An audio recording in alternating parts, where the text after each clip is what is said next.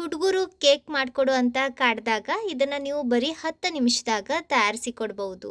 ನಮಸ್ಕಾರ ರೀ, ಶ್ರಾವಣಿ ಅಡುಗೆ ಮನೆಯೊಳಗೆ ಸ್ವಾಗತ. ನಾನು ರಶ್ಮಿ. ಸಣ್ಣವ್ರು ಅಷ್ಟೇ ಅಲ್ಲ, ದೊಡ್ಡವ್ರಿಗೂ ಇದು ಬಹಳ ಸೇರ್ತೈತಿ. ಯಾಕಂದ್ರೆ ಇದ್ರಾಗ ನಾವು ಮೈದಾ ಹಾಕಿಲ್ಲ. ಬಹಳ ರುಚಿ ಆಕತಿ, ಜಾಸ್ತಿ ಇಂಗ್ರೀಡಿಯೆಂಟ್ಸ್ನು ಬೇಕಾಗಂಗಿಲ್ಲ. ಇದನ್ನು ತಯಾರ್ಸಕ್ಕೆ ಅವನ್, ಸ್ಟೀಮರ್, ಕುಕ್ಕರ್ ಯಾವುದು ಬೇಡ. ಇದನ್ನು ನಾವು ಪಡ್ಡಿನ ಹಂಚಿನ ಒಳಗೆ ತಯಾರ್ಸಕತ್ತೀವಿ. ಜಾಸ್ತಿ ತಡ ಮಾಡೋದು ಬೇಡ. ಈ ಭಾಳ ರುಚಿಯಾಗಿರುವಂಥ ಚಾಕ್ಲೇಟ್ ಕೇಕ್ ಹೆಂಗೆ ಮಾಡೋದು ಅಂತ ತೋರಿಸ್ಕೊಡ್ತೀನಿ ಬರ್ರಿ. ಅದಕ್ಕೂ ಮುಂಚೆ ನೀವು ಇನ್ನೂ ನಮ್ಮ ಚಾನಲ್ನ ಸಬ್ಸ್ಕ್ರೈಬ್ ಮಾಡ್ಕೊಂಡಿಲ್ಲ ಅಥವಾ ಮೊದಲನೇ ಸತಿ ನಮ್ಮ ಚಾನಲ್ಗೆ ಭೇಟಿ ಕೊಡಾಕತ್ತಿದ್ರೆ ಪ್ಲೀಸ್ ಸಬ್ಸ್ಕ್ರೈಬ್ ಮಾಡ್ಕೊರಿ. ಸಬ್ಸ್ಕ್ರೈಬ್ ಮಾಡಿದ ಮ್ಯಾಗ ಅದ್ರ ಬಾಜುಕನ ಬೆಲ್ ಬಟನ್ ಇರ್ತೈತಿ, ಅದನ್ನು ಪ್ರೆಸ್ ಮಾಡಿರಿ. ಅದರಿಂದ ನಾವು ಹೊಸ ವಿಡಿಯೋ ಹಾಕಿದಾಗ ಮುಂಚೆ ನಿಮ್ಗೆ ನೋಟಿಫಿಕೇಶನ್ ಬರ್ತೈತಿ. ಇದನ್ನು ತಯಾರ್ಸಕ್ಕೆ ದೊಡ್ಡ ಮಿಕ್ಸಿಂಗ್ ಬೌಲ್ನಾಗ 1 ಕಪ್ನಷ್ಟು ರವೆ ತಗೋರಿ. ನೀವು ಯಾವುದಾದ್ರೂ ರವೆ ತಗೋಬೋದು, ಬಾಂಬೆ ರವೆ ಅಥವಾ ಚಿರೋಟಿ ರವೆ. ನಾನಿಲ್ಲಿ ಚಿರೋಟಿ ರವೆ ತಗೊಂಡೀನಿ. ಇದ್ರಾಗ ಅರ್ಧ ಕಪ್ನಷ್ಟು ಮೊಸರು ಹಾಕ್ರಿ. ಮೊಸರು ಫ್ರೆಶ್ ಇರಬೇಕು, ಭಾಳ ಹುಳಿ ಇರಬಾರ್ದು. ಅರ್ಧ ಕಪ್ನಷ್ಟು ಹಾಲು ತಗೋರಿ. ಹಾಲು ನಾನು ಬಿಸಿ ಮಾಡಿ ಆರಿಸಿ ತಗೊಂಡೇನಿ. ಇದನ್ನು ಕಲಿಸ್ಕೊಂಡು ತಗೊಳ್ಳೋಣ. ಮೊಸರು ಅವೈಲೇಬಲ್ ಇಲ್ಲ ಅಂದ್ರೆ ನೀವು 1 ಕಪ್ನಷ್ಟು ಹಾಲು ಹಾಕಿ ಇದ್ರಾಗ 1 ಚಮಚೆಯಷ್ಟು ನಿಂಬೆ ಹಣ್ಣಿನ ರಸ ಹಾಕ್ರಿ ಅಥವಾ ವಿನೆಗರ್ ಹಾಕ್ರಿ. ಈ ರೀತಿ ಕಲಿಸ್ಕೊಂಡ್ಮ್ಯಾಗ ಈಗ ಮುಚ್ಚಿ ಇದನ್ನು 15 ನಿಮಿಷ ನೆನೆಯಾಕ್ ಬಿಡ್ರಿ. ಅಂದ್ರೆ ಹಾಲು ಮತ್ತು ಮೊಸರಿನ ಒಳಗೆ ರವೆ ಚಂದಗ ನೆನಿತೈತಿ. 15 ನಿಮಿಷ ಆದ್ಮ್ಯಾಗ ನೋಡ್ರಿ, ನಮ್ಮ ರವೆ ಹಾಲು ಹೀರ್ಕೊಂಡು ಚಂದಗ ಅಳ್ಕೊಂಡೈತಿ. ಈ ರೀತಿ ಇದು ಪೂರ್ತಿ ನೆನಿಬೇಕು. ಈಗ ಇದನ್ನು ಮಿಕ್ಸಿ ಜಾರ್ನಾಗ ಹಾಕ್ರಿ. ನಾನಿಲ್ಲಿ ದೊಡ್ಡ ಮಿಕ್ಸಿ ಜಾರ್ ತೊಗೊಳಕತ್ತೀನಿ, ಅಂದ್ರೆ ಎಲ್ಲ ಇಂಗ್ರೀಡಿಯೆಂಟ್ಸ್ ಚಂದಾಗ ಮಿಕ್ಸ್ ಹಾಕವು. ನೀವು ದೊಡ್ಡ ಮಿಕ್ಸಿ ಜಾರ ತಗೋರಿ. 1/4 ಕಪ್ನಷ್ಟು ತುಪ್ಪ ಹಾಕ್ರಿ ಅಥವಾ ಇದ್ರ ಬದಲಾಗಿ ನೀವು ಬೇಕಂದ್ರೆ ಎಣ್ಣೆನೂ ಹಾಕ್ಬಹುದು. ಅರ್ಧ ಕಪ್ನಷ್ಟು ಸಕ್ಕರೆ, 1 ಚಮಚೆ ಏಲಕ್ಕಿ ಪುಡಿ. ಇದ್ರ ಬದಲಾಗಿ ನೀವು ಎಸೆನ್ಸ್ನೂ ಹಾಕ್ಬಹುದು. ಚಾಕ್ಲೇಟ್ ಎಸೆನ್ಸ್ ಹಾಕ್ರಿ ಅಥವಾ ವೆನಿಲಾ ಎಸೆನ್ಸ್ ಹಾಕ್ರಿ. 1 ಚಿಟಿಕೆಯಷ್ಟು ಉಪ್ಪು ಮತ್ತು 4 ದೊಡ್ಡ ಚಮಚೆಯಷ್ಟು ಕೋಕೋ ಪೌಡರ್ ಹಾಕ್ರಿ. ತುಪ್ಪದ ಬದಲಾಗಿ ನೀವು ಎಣ್ಣೆ ಹಾಕಿದ್ರೆ ಅದಕ್ಕೆ ಯಾವುದೇ ಥರದ ಫ್ಲೇವರ್ ಇರಬಾರ್ದು ಅಂಥ ಎಣ್ಣೆ ಹಾಕ್ರಿ. ಈಗ ಇದನ್ನ ಗ್ರೈಂಡ್ ಮಾಡ್ಕೊಂಡು ತಗೊಳ್ಳೋಣ. ಮುಂಚೆ ಇದು ಭಾಳ ಗಟ್ಟಿ ಅನಿಸ್ತೈತಿ, ಸ್ವಲ್ಪ ನಿಂತು ಗ್ರೈಂಡ್ ಮಾಡ್ರಿ. ಹೆಂಗೆ ಸಕ್ಕರೆ ಕರಗ್ತೈತಿ ನೋಡ್ರಿ, ಹಂಗೆ ಈ ಮಿಕ್ಸ್ಚರ್ ಒಂದು ಸ್ವಲ್ಪ ಫ್ಲೋಯಿ ಕನ್ಸಿಸ್ಟೆನ್ಸಿಗೆ ಬರ್ತೈತಿ ನೋಡ್ರಿ. ಈ ರೀತಿ ಇದನ್ನು ಗ್ರೈಂಡ್ ಮಾಡ್ಕೊಂಡ್ಮ್ಯಾಗ ಈಗ ಮತ್ತೆ ಅದ ಬೌಲ್ನಾಗ ಹಾಕಿ ತಗೊಳ್ಳೋಣ. ಕೇಕ್ ಮಾಡೋಕೆ ಬೇಕಾಗಿರೋ ಬ್ಯಾಟರ್ ರೆಡಿ ಐತಿ. ಇದ್ರ ಕನ್ಸಿಸ್ಟೆನ್ಸಿ ನೀವು ಇಲ್ಲಿ ನೋಡಾಕತ್ತಿರ್ಬೋದು ನೋಡ್ರಿ, ಈ ರೀತಿ ಇರಬೇಕು. ಇದು ತೀರಾ ತೆಳ್ಳಗೂ ಇರಬಾರ್ದು ಮತ್ತು ಬಹಳ ಗಟ್ಟಿನೂ ಇರಬಾರ್ದು. ಈಗ ಇದ್ರಾಗ ನೀವು ನಿಮ್ಗೆ ಬೇಕಾಗಿರೋ ಡ್ರೈ ಫ್ರೂಟ್ಸ್ ಹಾಕ್ಬೋದು ಅಥವಾ ಚೋಕೋ ಚಿಪ್ಸ್ ಹಾಕ್ಬೋದು, ಟೂಟಿ ಫ್ರೂಟಿ ಹಾಕ್ಬೋದು. ಸಣ್ಣ ಹುಡುಗರ್ಗೆ ಟೂಟಿ ಫ್ರೂಟಿ ಭಾಳ ಸೇರ್ತೈತಿ. ನಾನಿಲ್ಲಿ ಅದಕ್ಕೆ ಟೂಟಿ ಫ್ರೂಟಿನ ಹಾಕಕತ್ತೀನಿ. ಇದ್ರಾಗ ಒಂದು ಸ್ವಲ್ಪ ಗೋಧಿ ಹಿಟ್ಟು ಹಾಕಿ ಇವನ್ನ ಗೋಧಿ ಹಿಟ್ಟಿನಿಂದ ಕೋಟ್ ಮಾಡ್ಕೊಂಡು ತಗೊಳ್ಳೋಣ.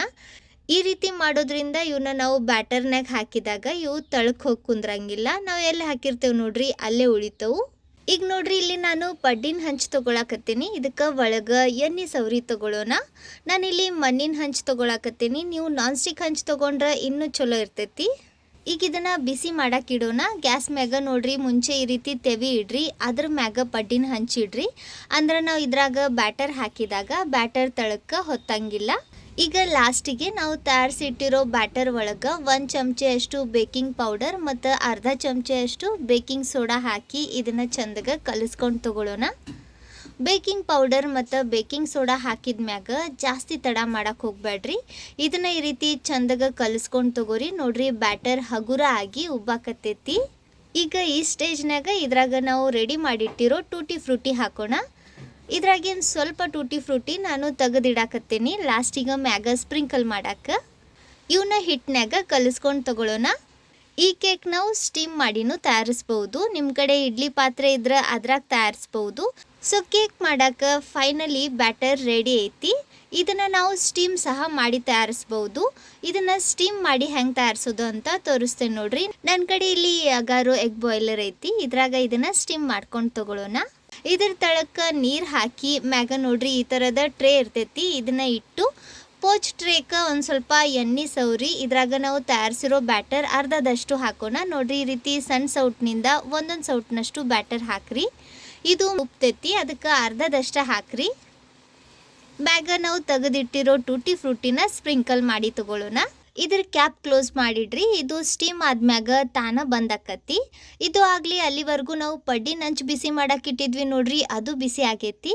ಇದ್ರಾಗ ಬ್ಯಾಟರ್ ಹಾಕಿ ತಗೊಳ್ಳೋಣ. ಇದು ಅಷ್ಟು ಅರ್ಧದಷ್ಟ ಬ್ಯಾಟರ್ ಹಾಕ್ರಿ.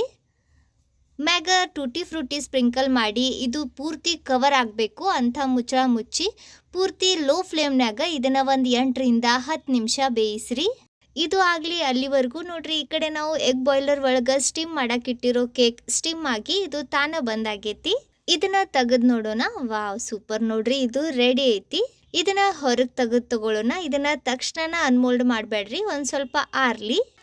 ಈ ಕಡೆ ನಾವು ಪಡ್ಡಿ ನಂಚಿನ ಒಳಗೆ ಮಾಡಕ್ಕೆ ಇಟ್ಟಿರೋ ಕೇಕ್ನು ಆಲ್ಮೋಸ್ಟ್ ರೆಡಿ ಅದಾವು ನೋಡ್ರಿ. ಮ್ಯಾಲಿನ ಸೈಡ್ ಇದು ಪೂರ್ತಿ ಚಂದಗ ಡ್ರೈ ಆಗೈತಿ.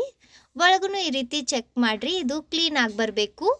ಈ ರೀತಿ ಕ್ಲೀನ್ ಆಗಿ ಬರಲಿಲ್ಲ ಅಂದ್ರೆ ಇನ್ನೊಂದು 2 ನಿಮಿಷ ಇವನ್ನ ಬೇಯಿಸ್ರಿ. ಸ್ಪೂನ್ನಿಂದ ಇವನ್ನ ನಿಧಾನಕ್ಕೆ ತೆಗಿರಿ, ಬಹಳ ಈಸಿಯಾಗಿ ಬರ್ತೋ. ಯಾಕಂದ್ರೆ ಆಲ್ರೆಡಿ ನಾವು ಪಡ್ಡಿ ನಂಚಿಗೆ ಎಣ್ಣೆ ಸೌರಿ ತಗೊಂಡಿದ್ವಿ ನೋಡ್ರಿ. ಇವು ಎಷ್ಟು ಚಂದ ಉಬ್ಬೇವು, ನೋಡಕ್ಕೂ ಎಷ್ಟು ಕ್ಯೂಟ್ ಕಾಣಕತ್ತೋ. ಈ ರೀತಿ ಇವನ್ನ ತಯಾರ್ಸಕ ಬರೀ ಒಂದು 8 ರಿಂದ 10 ನಿಮಿಷ ಸಾಕು.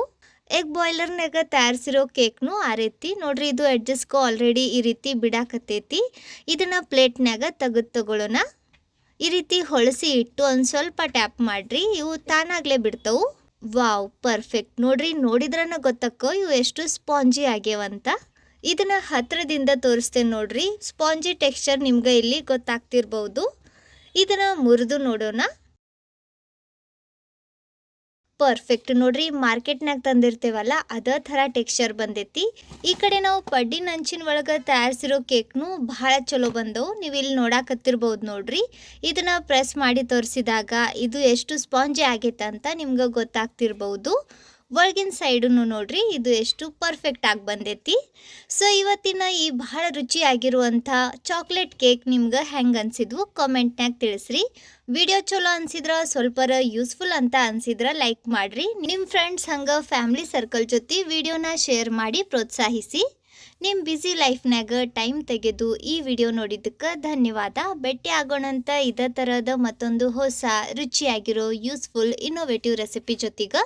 ಅಲ್ಲಿವರೆಗೂ ನಕ್ಕೊಂತಿರ್ರಿ, ತಿನ್ಕೊಂತಿರ್ರಿ, ಖುಷಿಯಾಗಿರ್ರಿ.